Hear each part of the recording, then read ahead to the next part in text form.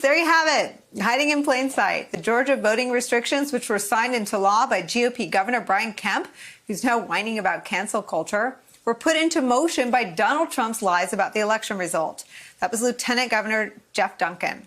He's a Republican, by the way, who's willing to call out the law as being based on Rudy Giuliani's disinformation. Now, this should serve two purposes. One, a warning to Republicans in states like Texas, also considering laws predicated on the big lie, like the one passed out of committee today, which makes it a felony for an official to give a voter an absentee ballot application if they did not first request one. And two, a sign of comfort to corporate CEOs being harassed these days by whiny Republicans for opposing voting restriction laws. The misinformation is also at the center of billions of dollars of lawsuits from Dominion and Smartmatic voting equipment companies. It's also at the center of a warning of a heightened risk of domestic violent extremism from this country's Department of Homeland Security. And of course, it incited the deadly insurrection. But none of that seems to stop Republicans from peddling it. In fact, in Georgia, Kemp sees the big lie is the path to political redemption. New York Times writing, quote, "The sweeping new voting bill Mr. Kemp signed 2 weeks ago has provided a lifeline to the embattled governor to rebuild his standing among the base. The bill severely curtails the ability to vote in Georgia, particularly for people of color. Mr. Kemp has seized on it as a political opportunity, defending the law as one that expands voting access, condemning those who criticize it, and conflating the criticism with so-called cancel culture.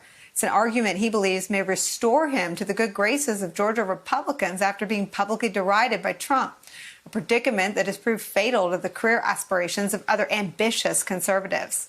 So, even as McConnell skulks away from his menacing comments about corporations that sounded a whole lot like a threat of retribution, there's a crush of new analysis from former Republicans about the calculations corporations are making. Amanda Carpenter, former communications director to Senator Ted Cruz, writes this, quote, "Just maybe it's not that CEOs are being hoodwinked or that they are foolishly working against their own best interests, as the Wall Street Journal editorial board avers, but rather they see clearly that the GOP's transformation into a party of deceit and anti-democracy is bad for the country, bad for political stability, and therefore, wait for it, bad for business. The big lie is one that threatens to unravel the GOP's fragile coalition, is where we start this hour with some of our favorite reporters and friends. Robert Gibbs is here, former White House press secretary and an MSNBC political analyst. Also joining us, Eddie Glaude, chair of the Department of African American Studies at Princeton University,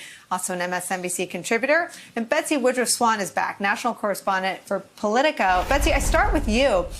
This is really a civil debate. I won't call it a war because there are many more foot soldiers on the disinformation side, but it's a debate happening on the right. I mean, Amanda Carpenter worked for Ted Cruz. Max Boot has a scathing op-ed out in the Washington Post calling out Republicans as being more committed to disenfranchising voters and enacting sensible gun reforms.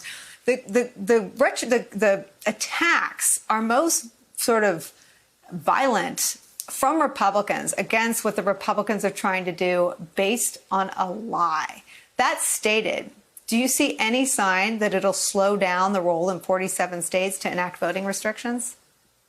I think quite the contrary. The reality is the Republican Party's base seems to be enthusiastically supporting politicians and other leaders who propagate the kind of nonsense that Giuliani spent months sowing. And perhaps the most recent eye-popping example of this is a scoop that my colleagues got, which is that Marjorie Taylor Greene brought in an enormous fundraising haul after being kicked off of her committees and after being one of the most enthusiastic proponents of this argument that election integrity is a real problem in this country, which it isn't.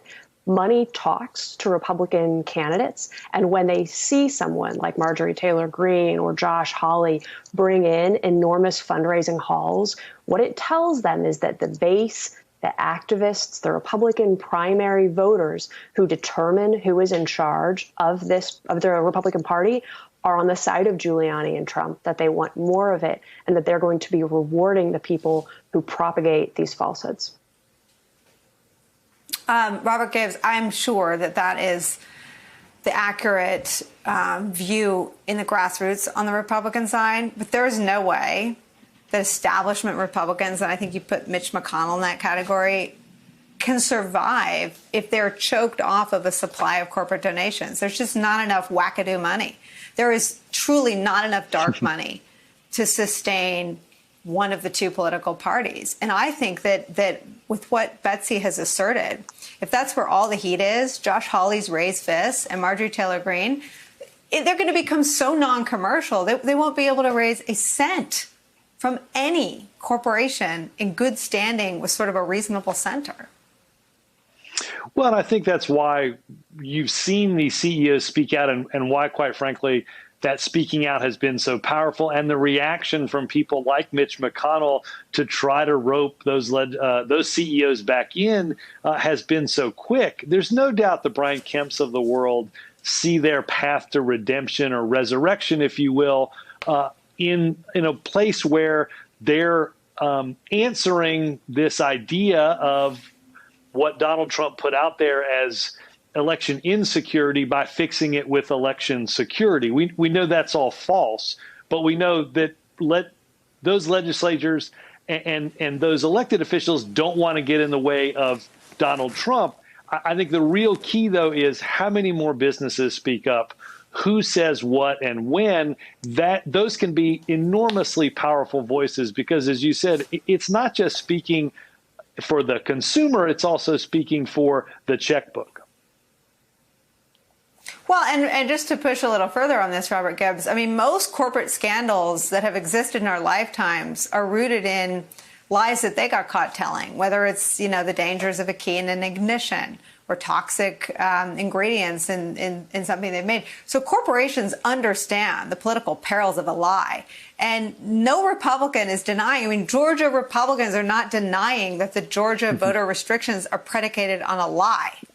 So what do you think the conversation changes when they see all this Republican heat around the conduct of fellow Republicans to enact these laws? Well, I think that heat has got to be sustained, and it probably has to be hotter. It has to be more prolific. I think that's why CEOs can't leave the battlefield, and people can't let CEOs and companies leave it.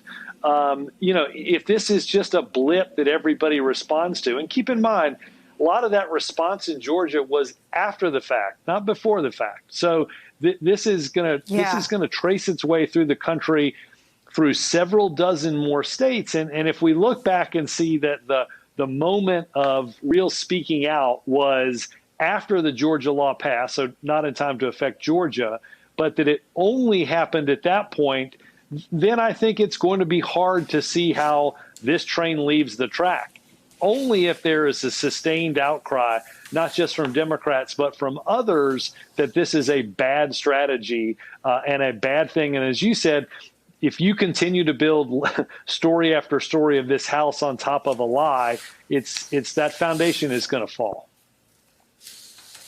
Well, and in the interest of truth, let's just, Republicans are really invested for some reason in now lying about the bill that they're so proud of in Georgia. The truth about what the bill in Georgia does is it takes Raffensperger out. It really could have altered the outcome of the 2016 election, but Republicans are so committed to lying about a bill that they won't even admit to being ashamed of. I mean, Eddie, it's so many layers of deception based on a lie, and now they want to shade the truth about what they just did.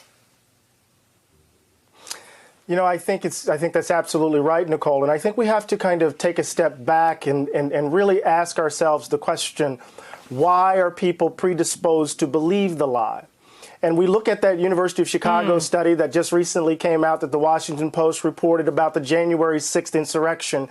And we see that there is this animating view among those who participated, who were arrested, that they were being replaced, that the demographic shifts in the country have changed the very nature of the society, are changing the very nature of the country. And so we need to read January 6th and these voter ID laws or voter suppression laws as kind of on a continuum, that they are in part and parcel working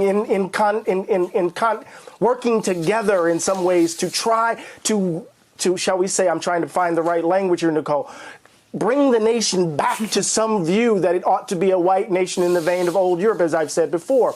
So I think it's important for us to see what is the lie behind the lie, what is motivating this behavior. And when we do that, there's a long history of voter restriction that we've engaged in this country, and that this is the latest instance of, if that makes sense. It makes sense. I think you're being diplomatic. I mean, I think that history is racism, but this is racism plus corruption. This is also removing their own guy who they couldn't corrupt, Eddie. No, absolutely, absolutely. And it's a sense in which these folk know that they cannot win unless they cheat. And that is to get folks in office who will do their bidding, and to keep folk, not only black and brown folk, but poor people, college folk, white folk, to keep folk who are not on their side from voting. So they know they can't win without cheating. Because in some ways, Nicole, what we're seeing here is the kind of vacuous nature of the agenda, besides just simply a crude will to power, of those who are engaged in these practices, it seems to me.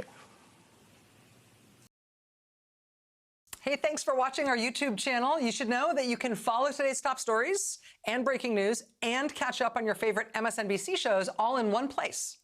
Download the NBC News app today.